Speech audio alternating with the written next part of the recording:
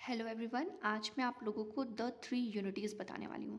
ये English literature में आपको काफ़ी बार सुनने को मिलता है और काफ़ी इंपॉर्टेंट भी है। इन द थ्री यूनिटीज़ को क्लासिक यूनिटीज़ या ड्रामेटिक यूनिटीज़ भी बोलते हैं।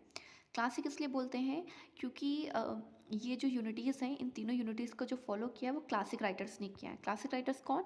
ग्रीक और इटालियन, जो पहले के राइटर्स थे, सबसे पहले ग्रीक और इटालियन राइटर्स को क्लासिक राइटर्स बोला जाता है।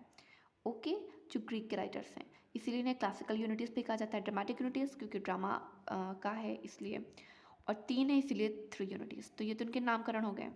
अभी देख लेते हैं ये थ्री यूनिटीज़ है कौन कौन सी। Unity of time, unity of place, unity of action.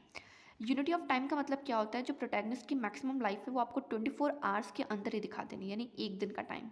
Unity of time यानी कि एक दिन के अंदर ही आपको पूरा प्ले दिखाना है। ऐसा नहीं कि महीनों भर चल रहा है, ऐसा कुछ नहीं। एक दिन के अंदर आपको प्रोटैगनिस्ट की मैक्सिमम लाइफ दिखा देनी है। ओके, और इसका एग्जाम्पल है इडिपस द किंग, जो कि सोफोक्लियस का प्ले है और ये क्लासिक ड्रामेटिस्ट हैं।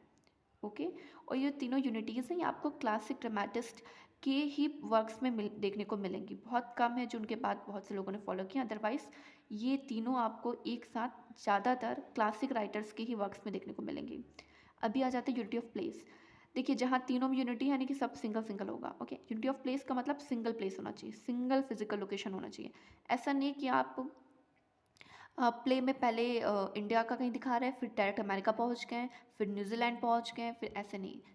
किसी एक पर्टिकुलर प्लेस या लोकेशन मतलब आपको उसमें दिखाना है। ओके, यूनिटी ऑफ प्लेस, इसका भी एग्जांपल, ये यूनिटी ऑफ प्लेस आपको कहाँ देखने को मिलेगा? अगेन एडिपस द किंग, जो कि सोफोक्लिस का प्ले है, उसमें देखने को मिलेगा।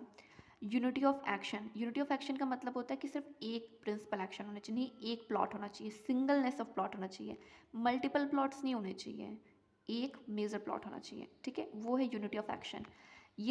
इसका भी एग्जाम्पल एडिपस द किंग, जो कि सोफोक्लिस का प्ले है, वो उसमें आपको यूनिटी ऑफ एक्शन देखने को मिलेगा। तो ये तीनों यूनिटीज़ आपको सोफोक्लिस के प्ले एडिपस द किंग में देखने को मिलेंगी। ये एग्जाम्पल है, ये एक एग्जाम्पल मैंने दे दिया।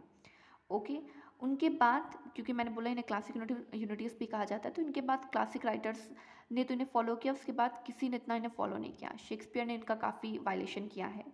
ठीक है, शेक्सपियर ने इन्हें फॉलो नहीं किया है। एक और क्वेश्चन, शेक्सपियर का कौन सा इकलौता ऐसा प्ले है जिसमें शेक्सपियर ने तीनों यूनिटीज़ का इस्तेमाल किया है? वो है द टेम्पेस्ट। उसके सिवाय शेक्सपियर के किसी प्ले में इन तीनों यूनिटीज़ का जिक्र नहीं है। ओके, इन यूनिटीज़ को डिस्कस किया था एरिस्टोटल ने, लेकिन एरिस्टोटल ने यूनिटी ऑफ प्लेस डिस्कस नहीं किया था।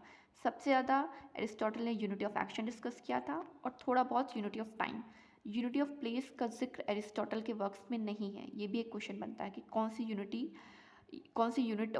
का जिक्र एरिस्टोटल के वर्क्स में नहीं देखने को मिलता है, तो वो है यूनिटी ऑफ प्लेस। तो ये द थ्री यूनिटीज़ हैं। आई होप आपको चीज़ें समझ में आएंगी। अगर आपको समझ में आए तो वीडियो को लाइक कीजिए, चैनल को लाइक कीजिए, चैनल को सब्सक्राइब कीजिए।